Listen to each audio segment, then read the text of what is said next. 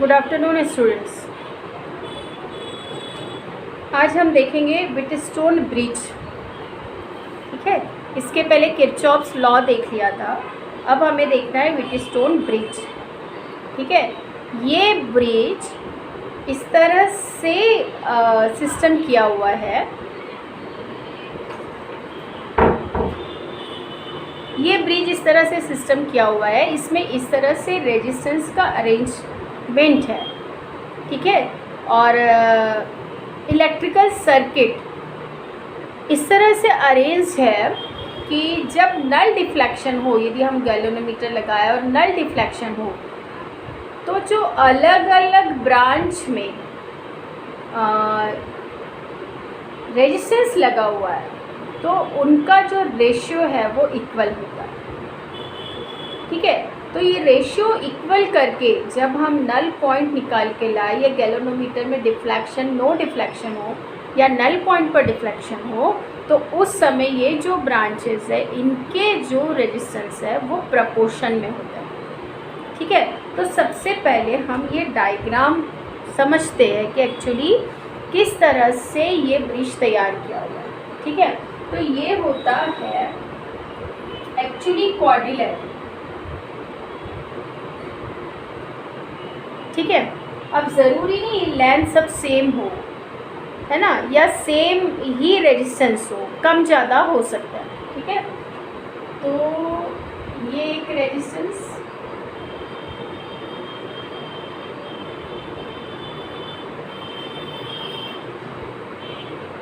सबसे पहले हमें ये बनाना है। ठीक है, ये दो पॉइंट्स, इसको हम ले लेते ए बी और ये सी और ये डी। तो ये जो दो पॉइंट है इनके बीच में हम गैल्वेनोमीटर लगा लेते हैं। अब गैल्वेनोमीटर का भी अपना रेजिस्टेंस होगा, तो हम उसको जी ही कंसीडर करेंगे रेजिस्टेंस गैल्वेनोमीटर। और ये रेजिस्टेंस को हम ले लेते हैं R1, R2, ये R3 और ये R। ठीक है, आप सिर्फ ये तो कुछ काम का नहीं, जब तक हम इसमें सेल ना यूज़ करें, हम इसको पोटेंशियल डिफरेंस नहीं देंगे, जब तक तो ये हमारे कुछ काम का नहीं है। तो ये हमने सेल लगा लिया, ये माइनस ये प्लस, एक की यूज़ कर लेते हैं।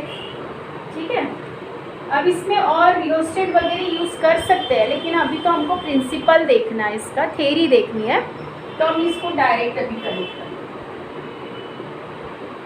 ठीक है, अब यहाँ से जो करंट फ्लो हो रही है ये हम ले लेते हैं I। अब ये फिर देखो दो पार्ट में डिवाइड होगी, ये I1 और इधर I2। ठीक है, अब जब ये करंट यहाँ जा रही है, कौन सी जा रही है, I1, तो ये दो पार्ट में डिवाइड हो रही है, इधर भी जा रही है, इसको हम IG ले लेते, क्योंकि गैल्वेनोमीटर में से जो करंट फ्लो हो रही है उसको IG ले लेते। तो इसमें से इतना पार्ट निकल गया, तो इधर क्या फ्लो होगी, I1 माइनस IG। ठीक है, इसका फ्लो ऐसा रहेगा, इसका फ्लो ऐसा रहेगा। चलो यहाँ तक अभी मैं ले लूँ। अब यहाँ से ये I2 जा रही है और इधर से ये IG आ रही है, तो यहाँ मिल रही है, और फिर यहाँ से फिर इधर जा रही है, तो इसके अक्रॉस कौन सी करंट होगी, I2 प्लस IG। यहाँ से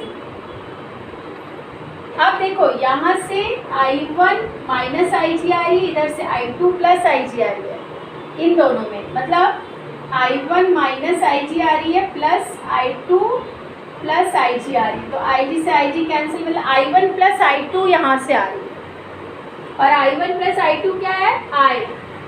तो हम ये बोल सकते हैं यहाँ से फिर ये I करंट फ्लो।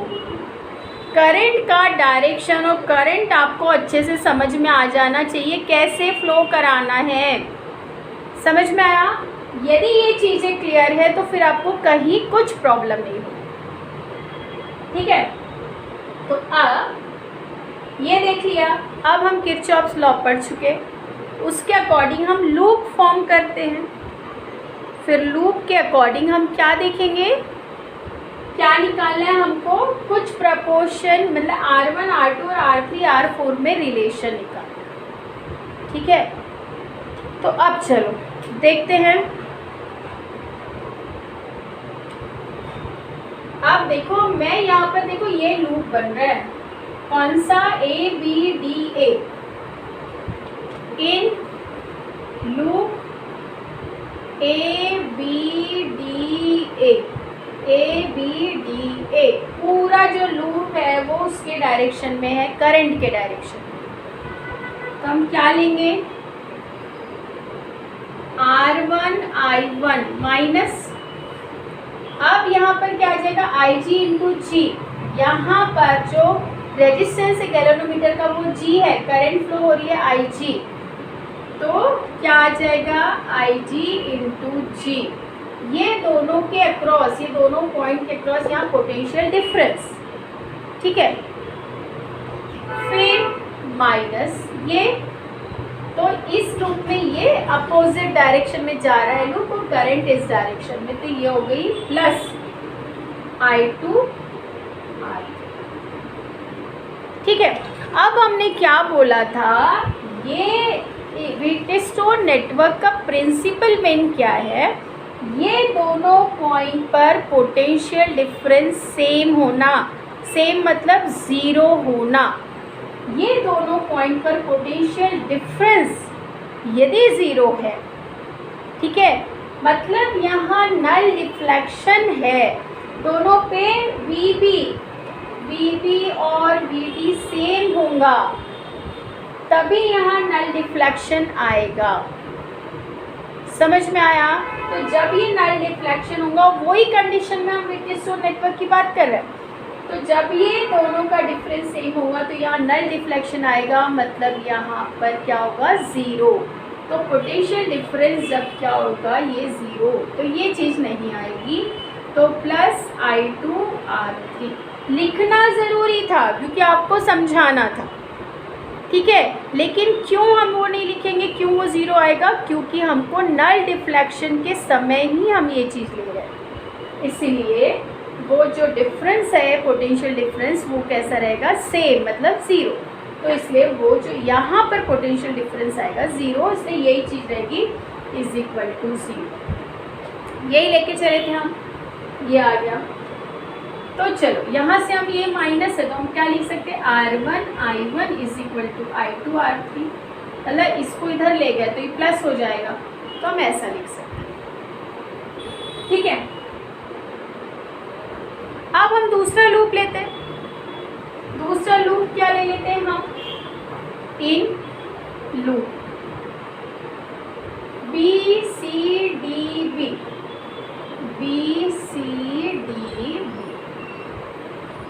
इसमें वापस देखो यहाँ से R2 करंट क्या फ्लो हो रही है, I1, उसी डायरेक्शन में, करंट के डायरेक्शन में I1 माइनस IG R2, तो माइनस, फिर यहाँ पर ये अपोजिट डायरेक्शन में तो plus I2 plus IG R4। ठीक है, फिर यहाँ वाला भी आएगा अपोजिट डायरेक्शन में, पर वही बात है, नल डिफ्लेक्शन के समय ले रहे, तो इसका potential difference VB is equal to VD है, तो सेम मतलब ज़ीरो। ठीक है, तो अब this is equal to this, तो ये क्या हो गया, इज इक्वल टू ज़ीरो। समझ में? तो अब इसको हम इक्वल कर सकते हैं, तो यहाँ पर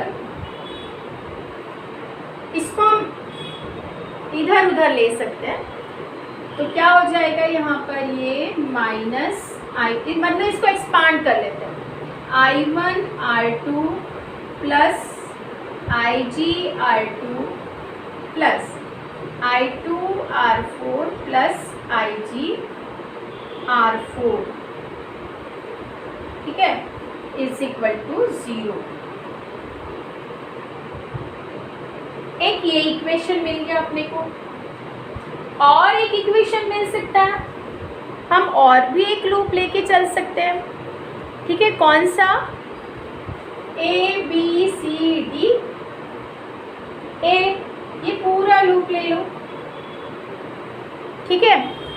से अब हम पूरा लूप ले लेंगे।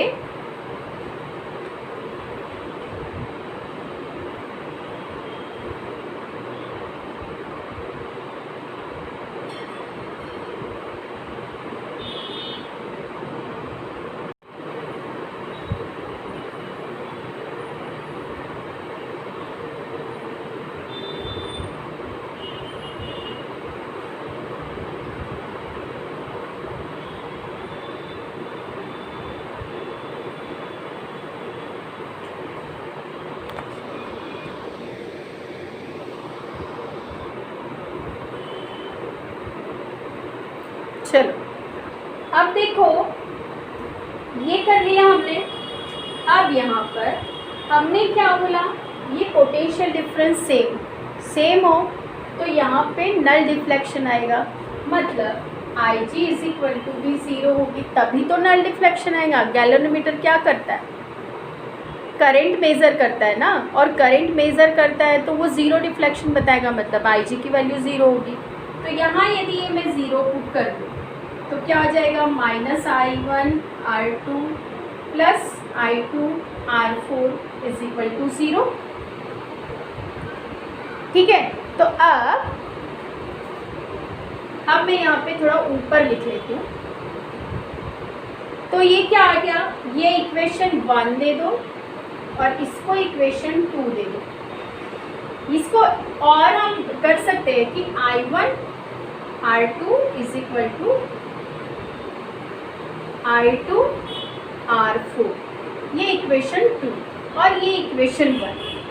अब हम इसको डिवाइड कर दें, ये इक्वेशन 1 डिवाइडेड बाय इक्वेशन 2।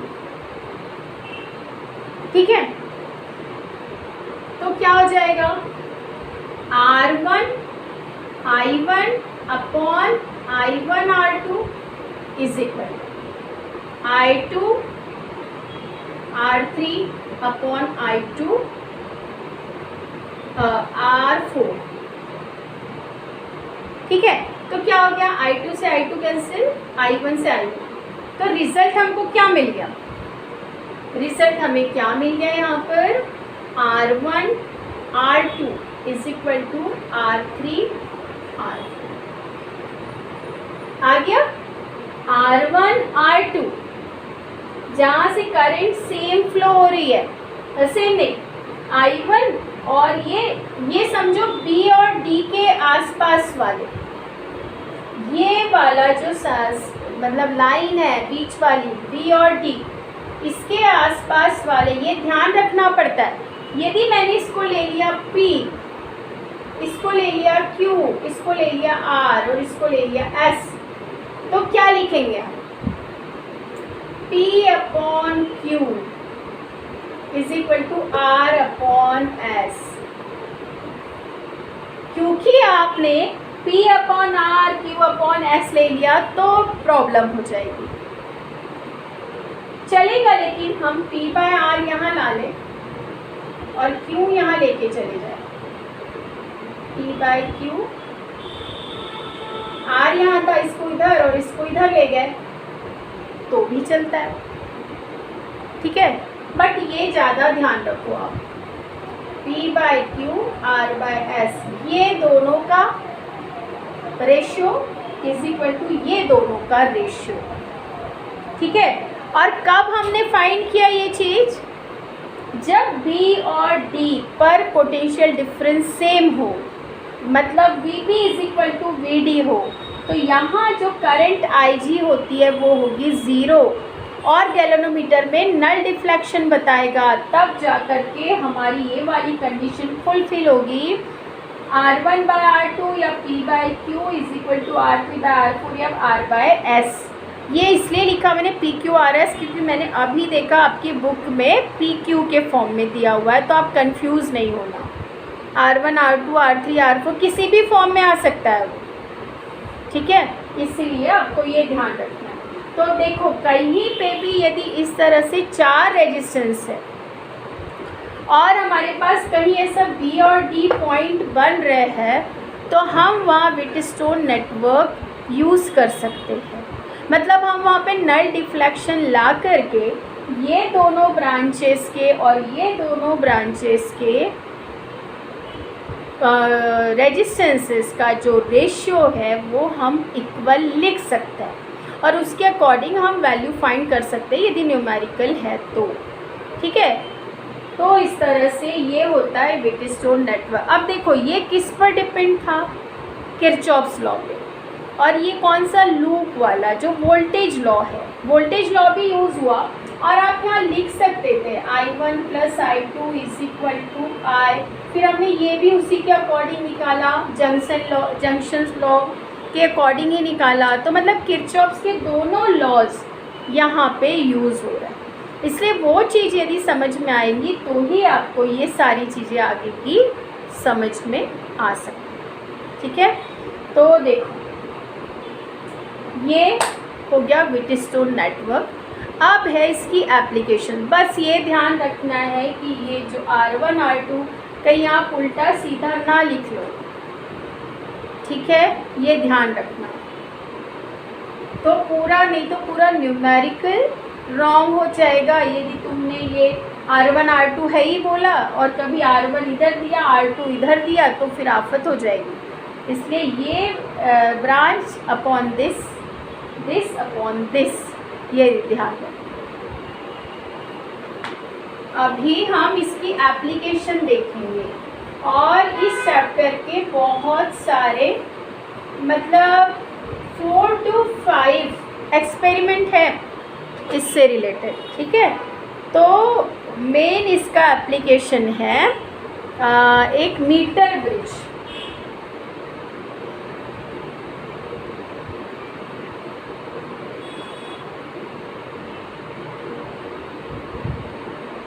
इससे हम किसी वायर का रेजिस्टेंस निकाल सकते हैं, स्पेसिफिक रेजिस्टेंस निकाल सकते हैं, कोई 2-3 वायर के जो रेजिस्टेंस है उनका कंपैरिजन कर सकते हैं, फिर हम सीरीज़ कनेक्शन करके उनका रेजिस्टेंस फाइंड कर सकते हैं, पैरेलल कॉम्बिनेशन में भी रेजिस्टेंस फाइंड कर सकते हैं। मतलब इतने सारे एप्लीकेशन है ये मीटर ब्रिज यूज़ करके। और मीटर ब्रिज में कौन सा प्रिंसिपल यूज़ हो रहा है, व्हीटस्टोन नेटवर्क। ठीक है, तो पहले हम देखेंगे कि ये क्या है। तो हम ये पहले डायग्राम बनाते हैं। ठीक है, सबसे पहले तो ऐसा एक ये ब्लॉक होता है,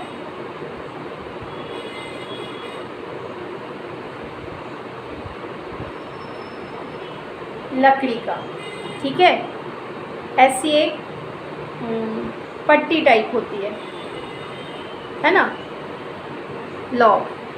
फिर यहाँ पर इस तरह से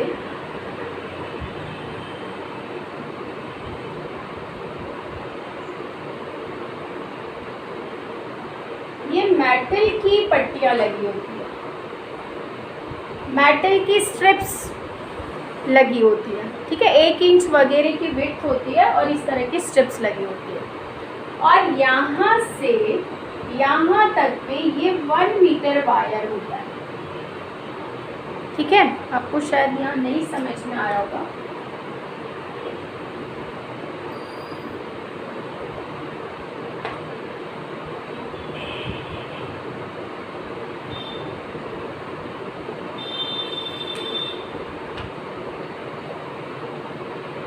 ये वायर है।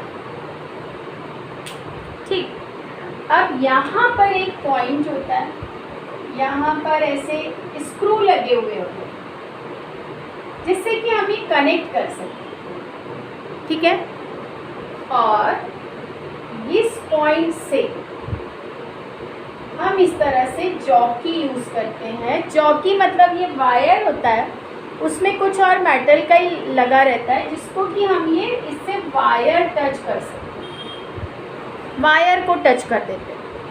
तो हमारा ये वाला पॉइंट होता है B और ये जो टच होगा ये पॉइंट होगा D। देखो कैसे कनेक्ट हो रहा है। यहाँ तुम्हें समझ में नहीं आएगा कि व्हीटस्टोन नेटवर्क कहाँ आ रहा है, लेकिन अब ये पॉइंट है A और ये पॉइंट है C, तो इससे हमने क्या जोड़ के रखा था, सेल E प्लस माइनस और ये Q। अब तुम्हें समझ में आएगा। और यहाँ पर थोड़ा सा रिहोस्टेट यूज़ कर लेते हैं हम। R H. मतलब हमको करंट कितनी फ्लो करानी है वो हम थोड़ा सा एडजस्ट कर सकते हैं, ठीक है। तो ये दो जो जॉकी है बी और डी, तो हमने देखो व्हीटस्टोन नेटवर्क में बी और डी के बीच में हमारा क्या होना चाहिए था, गैल्वेनोमीटर। तो हम क्या करेंगे, यहाँ पर हम ऐसा बॉक्स रहता है और उसमें ऐसा बाकी सभी बटन रहती है यहाँ पे, यहाँ से ये कनेक्ट करेंगे, यहाँ से ये कनेक्ट करेंगे, तो ये जुड़ जाएगा। तो ये होता है गैल्वेनोमीटर, है ना। ये है गैल्वेनोमीटर, जुड़ा हुआ है यहाँ से बी से, और ये तो तुम्हें समझ में आया। व्हीटस्टोन नेटवर्क में अपना ये बी पॉइंट था, ये डी था, और इसके बीच में हमने ऐसे गैल्वेनोमीटर लगाया था, और ये ऐसा था, ये ए था, ये सी था, और ये बी और डी। देखो बी ये हो गया, डी हो गया, ये डी हो गया, ये वाला डी हो गया, इसको जॉकी बोला है, ये डी पॉइंट हो गया, ठीक है। ये ए हो गया, ये सी, तो ए और सी के बीच में ऐसे ये लगा हुआ था, और हमने बोला था यहाँ रियोस्टेट जोड़ सकते हैं ज़रूरत पड़ी तो एक्सपेरिमेंट में जोड़ना पड़ेगा।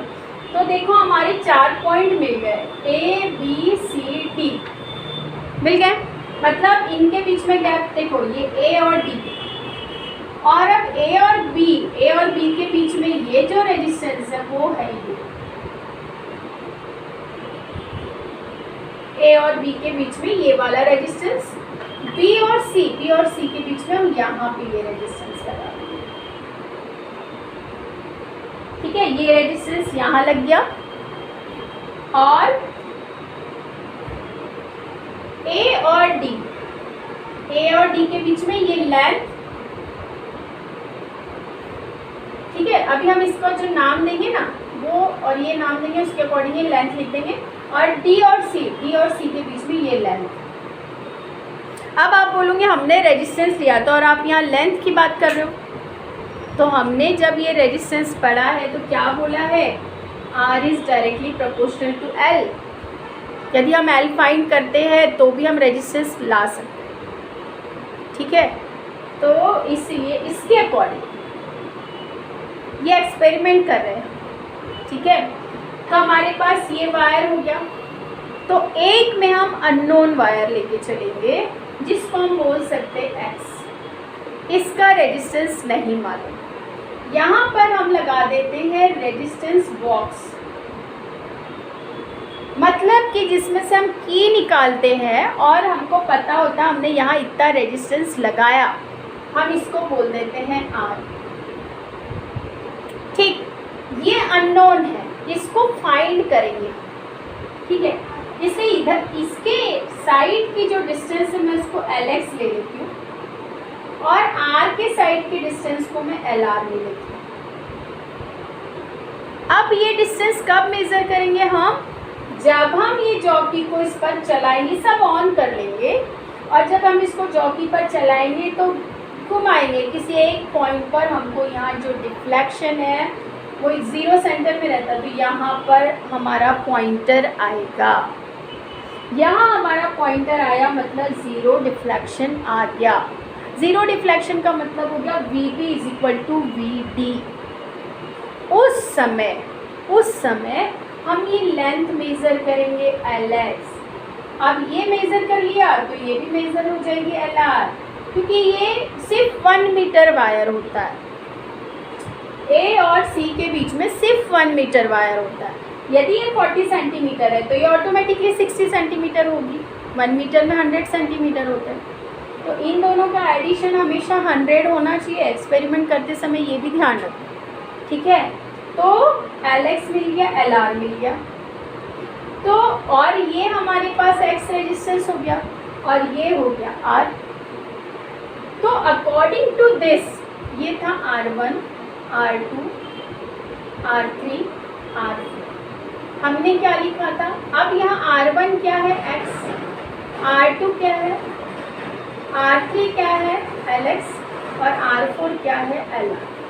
क्यों लिख पा रही हूँ मैं R3 R4 की जगह, क्योंकि मैं ये लिख सकती हूँ, इसको RX लिख देती हूँ, तो RX is directly proportional to LX, और आर लिख दो इसको, इसके लिए एल आर। अब इसका प्रपोर्शन साइन रिमूव करने के लिए यदि मैं सिग्मा कुछ भी कांस्टेंट लगा, वैसे हमने सिग्मा लगाया था रेजिस्टिविटी, तो सिग्मा ही लगा, और ये R R is equal to sigma L R. तो R X upon R R is equal to sigma L X by sigma L R आ जाएगा। ये से ये कैंसिल हो जाएगा, तो हम आर एक्स लिख लो, या इसको R1, ये R2 और ये R3 और ये R4 कंसीडर किया, तो R3 बाय R4 भी लिख सकते हैं। तो ये हो गया LX बाय LR। ठीक है, तो अब इसके according X upon R, this upon this, this upon this is equal to this upon this. ठीक है, तो क्या लिख सकते हैं हम LX बाय LR, क्योंकि हमारे पास R के फॉर्म में नहीं दिया, R3 R4 नहीं है, वो हमको लेंथ के फॉर्म। ठीक है, तो क्या हो गया LX बाय LR। तो अब X is equal to LX by LR into R। X मिल जाएगा हमको, क्यों? हमारे पास LX, ये लेंथ मेज़र कर लेंगे, जब नल पॉइंट आया तो ये भी लेंथ आ जाएगी, और हमने यहाँ से कितना रेजिस्टेंस निकाला है वो भी हमें समझ में आ जाएगा। इसलिए X की वैल्यू मिल जाएगी हमको LX by LR into R। तो हम यहाँ पे अननोन रेजिस्टेंस लेके चल। अब तुम ये बोलोगे इस गैप में क्यों, इस गैप में क्यों नहीं, तो आप दोनों साइड ले सकते हो। अब मैंने ये X को इधर कर दिया,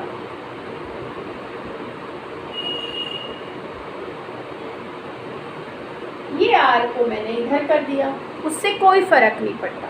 लेंथ इधर की मैं LR ले लूँगी अब, और इधर की मैं LX ले लूँगी। जिस साइड X जाएगा उस साइड की लेंथ LX, जिस साइड R जाएगा उस साइड की LR करोगे तो सेम यही वाला फॉर्मूला आपके पास रहेगा।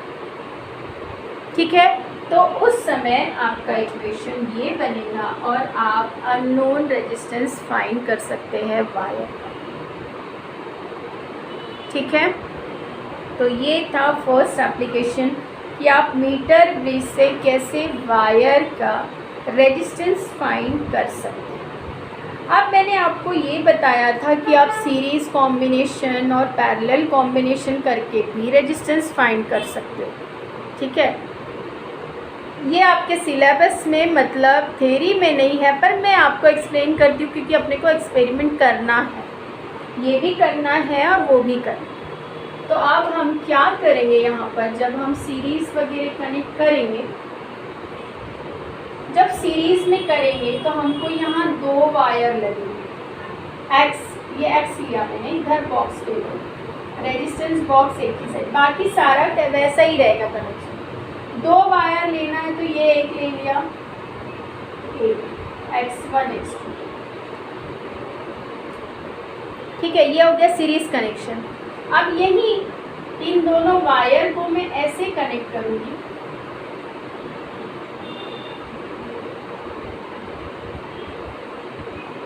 दूसरा वायर ऐसे यहीं पे ऐसे कनेक्ट करूंगी, तो पैरेलल कनेक्शन हो गया। तब हम निकाल लेंगे आर की एक्स की जो भी वैल्यू निकालना है, तो जो वैल्यू आएगी वो सीरीज़ में निकालेंगे, तो सीरीज़ की और पैरेलल में निकालेंगे तो पैरेलल की। बस यही रहेगा डिफरेंस, इतना ही, बाकी सारा कुछ वैसा ही रहेगा। ठीक है, तो ये था फर्स्ट एप्लीकेशन।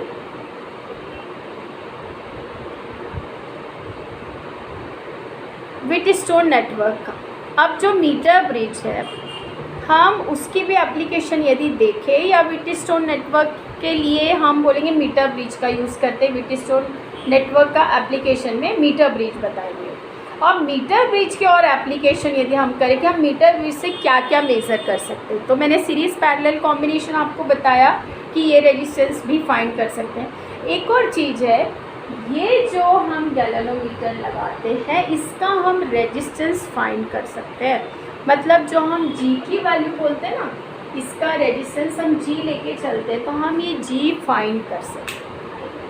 अब जो चीज़ हम फाइंड कर सकते हैं उसको हम लगाते हैं ये वाले से गैप। तो यहाँ ये कैसे यूज़ करें, ठीक। चलो इसको समझते हैं। कैल्विन मेथड, इसको बोलते हैं कैल्विन मेथड। मतलब कैल्विन ने फाइंड किया था गैल्वेनोमीटर का रेजिस्टेंस यूजिंग मीटर ब्रिज। तो हम मीटर ब्रिज का यूज़ करके गैल्वेनोमीटर का हम रेजिस्टेंस निकालते हैं, ठीक है। ये आपको ऑब्जर्व एंड डिस्कस ये थोड़ा सा साइड में दिया हुआ है, पर ऐसा नहीं है कि जो रेड और ब्लू बॉक्सेस में दिया हुआ है वो आपको नहीं आएगा। बुक में जो कुछ भी लिखा है, चाहे रेड में लिखा हो, चाहे ब्लू में, चाहे ग्रीन में, सब आ सकता है, पॉसिबिलिटी है। इसलिए आपको हर चीज़ पढ़ के चलना है। न्यूमेरिकल तो बस मैं इसलिए नहीं बताती हूँ कि आपको लिखे हुए समझ में आ जाएंगे, लेकिन सॉल्व समझ में आ जाएंगे, पर अनसॉल्व नहीं बन पाएंगे करके, ठीक है। तो ये बहुत ईजी है, बस करना क्या है आपको पता है कि जो चीज़ भी हम मेज़र करते हैं, थोड़ा सा फिर से ही बना लेते हैं,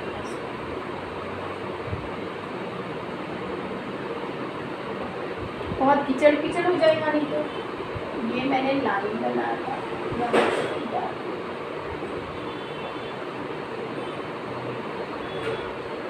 नहीं ये तो पूरा बॉक्स बनाया था ना, और ये गैप ऐसा।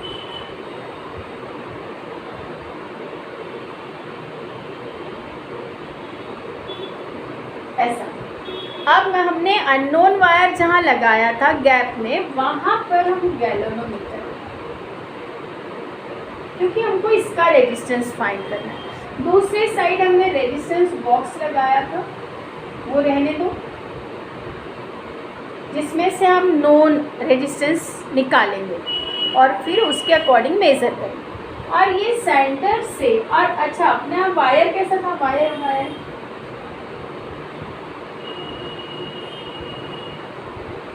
अपना ये वायर ये था ना रेड से। तो अब हम क्या करेंगे, जॉकी डायरेक्ट लगाएंगे। अब ये डायरेक्ट पॉइंट बी और ये डी हो जाएगा, बस, और कोई डिफरेंस नहीं। बट अब आप बोलोगे कि हम नल डिफ्लेक्शन कैसे देखेंगे, इसमें तो नल डिफ्लेक्शन आएगा ही नहीं गैल्वेनोमीटर में, क्योंकि ये डायरेक्ट इससे कनेक्टेड है। अभी तो हम उसमें नल डिफ्लेक्शन कैसे देखेंगे। तो ये जो रियोस्टेट है ना, ये सब कनेक्शन करके गैल्वेनोमीटर को आएगा नहीं नल डिफ्लेक्शन, तो किसी एक पॉइंट पर फिक्स करेंगे। जैसे ये रहता है, ऐसा रहता है, तो ये 0 रहता है, तो यहाँ 10, 20 और ऐसे रहेंगे। फिर इधर भी ये 10 और ये 20 ऐसा रहता है गैल्वेनोमीटर। सेंटर में 0 रहता है। हम क्या करेंगे, इसका पॉइंटर, इसको रियोस्टेट को कम ज़्यादा करके, जैसे मैंने 10 पे फिक्स कर दिया। तो अब हम क्या करेंगे, एक्सपेरिमेंट करते समय हम 10 को इसका नल पॉइंट कंसीडर करें। अभी समझाती हूँ, तुम्हें नहीं समझेगा ऐसा।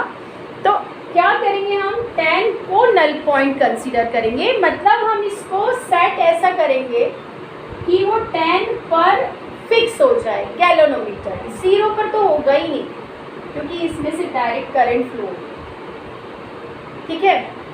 तो हम इसको अरेंज करके क्या करेंगे, इसको किसी एक पॉइंट पर फिक्स कर देंगे। जैसे 10 पर फिक्स कर दिया, 10 पॉइंटर, ठीक है।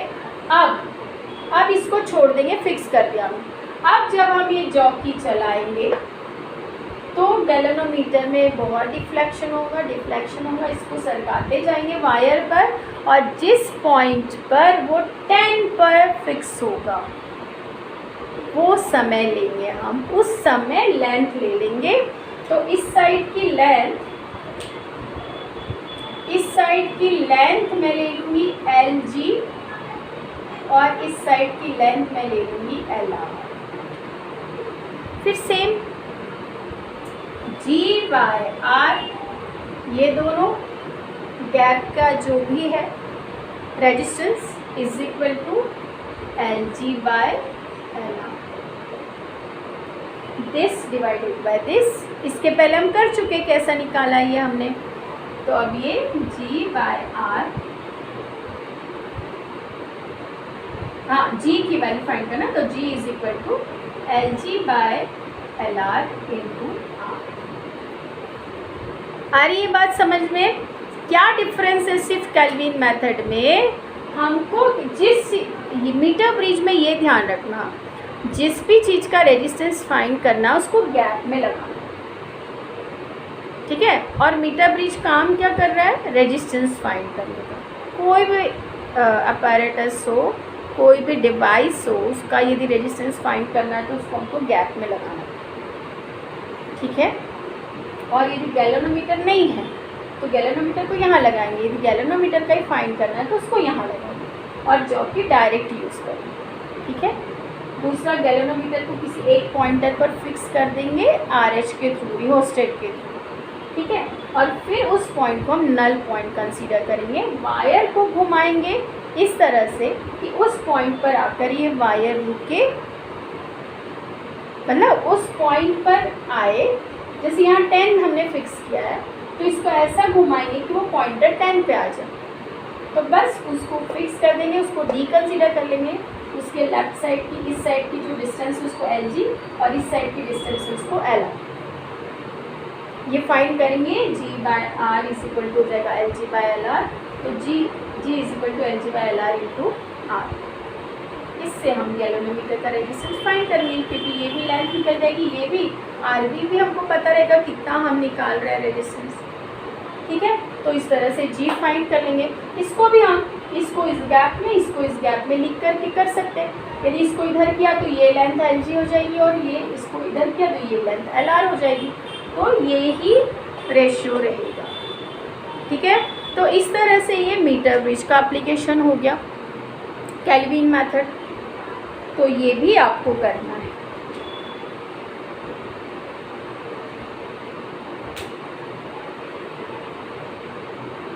अब इसमें है पोस्ट ऑफिस बॉक्स, तो उसमें एक बॉक्स रहता है, उसमें बहुत सारे रेजिस्टेंस रहते हैं, उसमें इस तरह से कनेक्शन करते हैं कि वो डायरेक्ट व्हीटस्टोन नेटवर्क बनता है, ठीक है। तो ये बहुत ज़्यादा मतलब समझने वाली, आप एक समझने वाली बात इतना कुछ है नहीं पोस्ट ऑफिस बॉक्स में, उसको आप रीड करोगे तो आपको समझ में आ जाएगा।